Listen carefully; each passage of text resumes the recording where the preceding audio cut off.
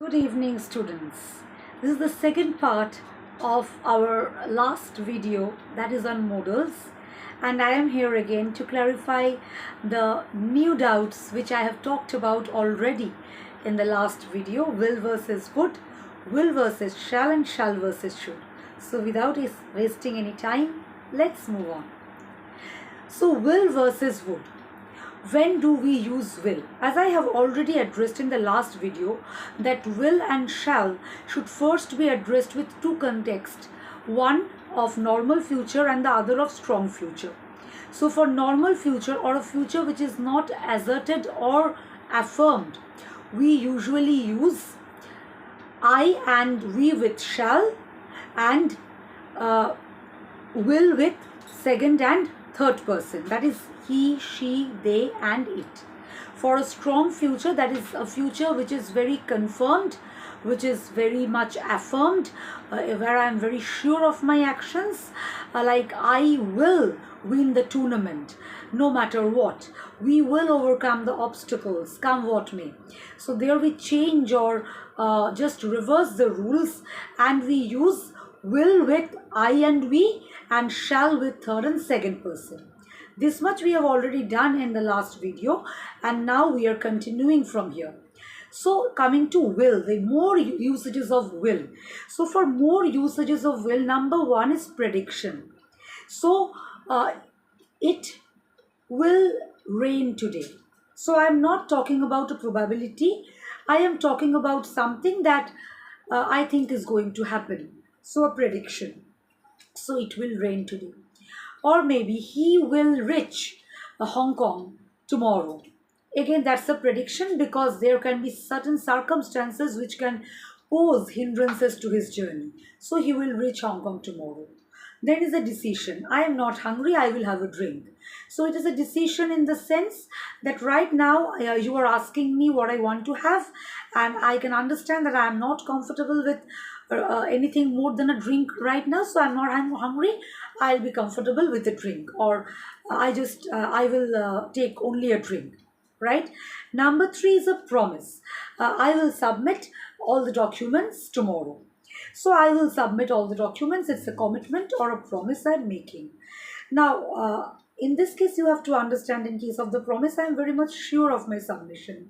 That is why I did not use shall, but I used will, because I have already told you in the first part of my video that we use shall with first person in normal future and will with first person in strong future, like that. Now coming to the second uh, case, that is conditional. So if it rains today, I will carry an umbrella. This is the first conditional, in which uh, the subordinate clause is actually in present tense. If it rains today, so the conditional clause is in the present tense. If it rains today, I will carry an umbrella. Now coming to the other part, that is would. Let's first see where we use would. For would, we have certain situations, like I was telling you, for shall and should as well. The first situation is the past tense of will. That is in case of narration. He said he would carry out my order. He said he would bring me the book. Number one. Number two, polite request. Would you bring me a glass of water? Or if I seek permission, would you mind if I take your pen for a while? If I borrow your pen for a while? Would you mind lending me your pen for a while? Also, if I am requesting for something, that if I'm offering something, would you like tea or coffee? So request, permission, and offer. So for these three situations, we are using would. Would you mind if I take your pen for a while? Would you like tea or coffee? Would you allow me to sit on your chair because I'm not feeling well? So request, permission, and offer. Now coming to past habit. So I would walk miles when I was young. So in this case also we are using would for a past habit. Now you may ask, ma'am, why not could? It's referring to an ability. Now, it might not be an ability for that person, but only a regular habit. That is why we are not using could. Because could or can, the root is ability. But if I am referring to a habit, it does not denote any ability. If you are drinking tea every morning, that is not an ability, it's simply a habit. So I would drink tea when I was young, or when I was in Jharkhand, I would drink tea every evening. Understood. Now coming to unreal situations, just as we saw in case of will, if it rains today, I would carry an umbrella. I will carry an umbrella. It's the first conditional. So if it rains today is not an improbable or unreal situation, but a prediction that I am talking about. Now in case of would, it is referring to second and third conditional. Now these are grammatical terms. You need to understand the fact. The fact is all about unreal situation. So if Jane had studied, she would score more. If Jane studied, she would score more. So here I am referring to an unreal situation. Jane had not studied, she had not scored well. If Jane studied, she would score more. If on the other hand I say if Jane had studied, she would have scored more. So both are unreal situations, one in the past tense, the other in the past perfect tense. In both cases, we are using would. Both refer to unreal situation. If mother cooked on time, father would have taken his dinner. So mother was not able to cook on time for some reason today, so father was not able to take his dinner. If mother had cooked on time, father would have been able to take his dinner. Right? So both these are unreal situations to which we are referring. Apart from this, there is the situation of indirect speech, that he said he would bring my book, the one I was referring in the very beginning of this would. Indirect speech or reported speech. This is the basic difference between will and would. Now we will talk about the differences between shall and should. So let's go for it. So as I have already told you, shall we use when we talk about future with I and we. Apart from that, shall is also used in case of an offer or suggestion when it is in the form of a question. Shall we go for a dinner tonight? Shall I help you with your homework? So first one is a suggestion, second one is an offer. Shall we go for a dinner tonight? For dinner tonight? So I am suggesting, shall I help you with your homework? Offer. We are using shall, right? The other one when we use shall is the case of an advice or a suggestion. So, uh, shall I help you with your assignment? So again, it's a suggestion or advice. So, shall I help you with this thing? So, advice, suggestion, or offer, we are using shall. Now, for formal obligation, also we use shall. Let's have a look at how it is.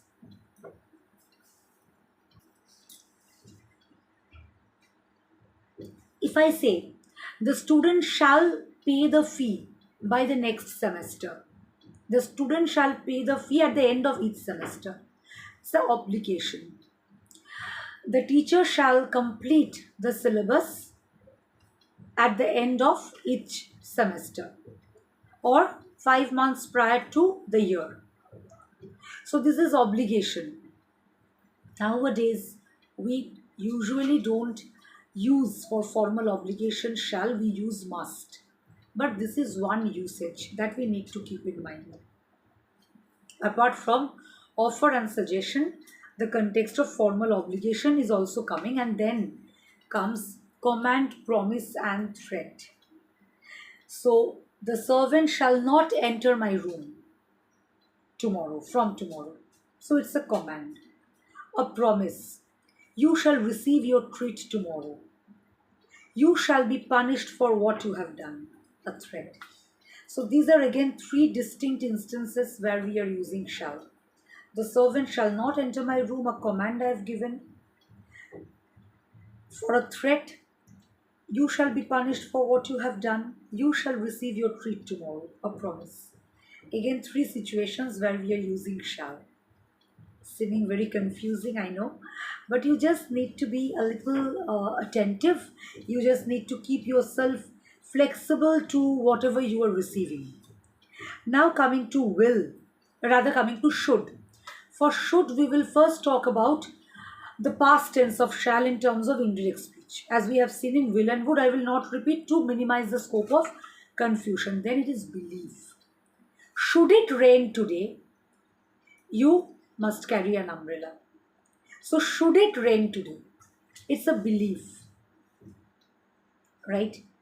Next, we will talk about uh, a probability. Belief and probability can be considered a little aligned here. That should you go to that place, you must consider visiting that temple. So, a belief or a probability, whichever you take up, we use should.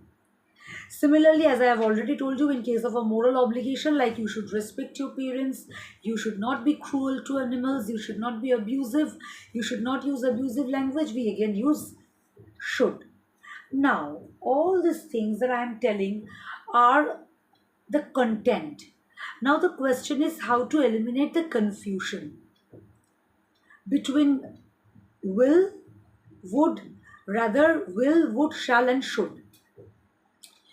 Children, while using will and shall, we have the confusion in three situations: request, offer, and suggestion.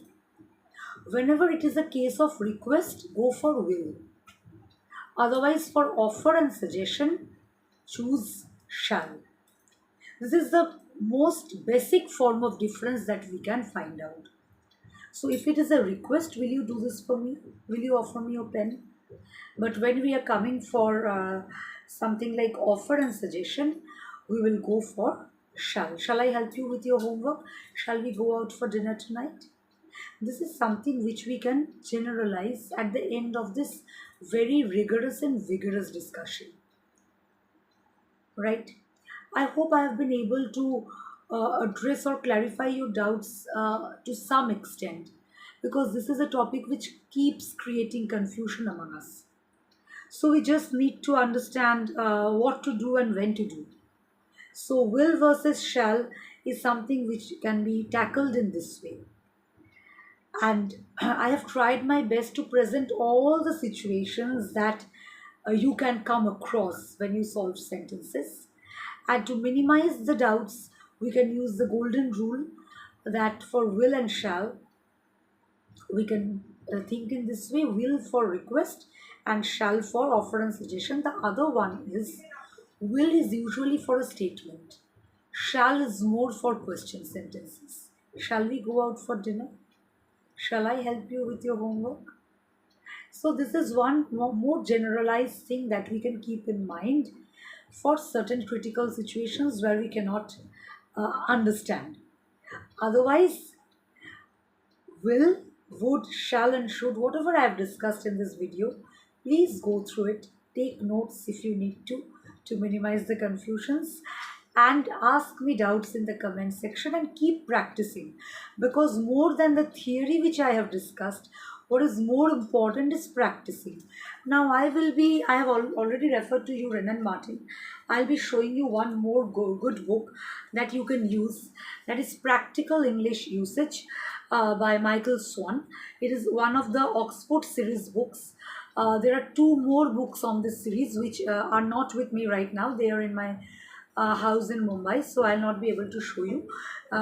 So those books are thinner and they have ample exercises. So you can simply go for them as well if you wish to practice, and you are most welcome to ask me doubts in the comment section.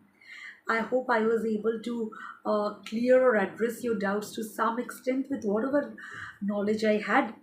Going ahead, I would look forward to questions from you, which I will be more than happy to address and clarify. Thank you. Take care. Stay safe. Keep studying.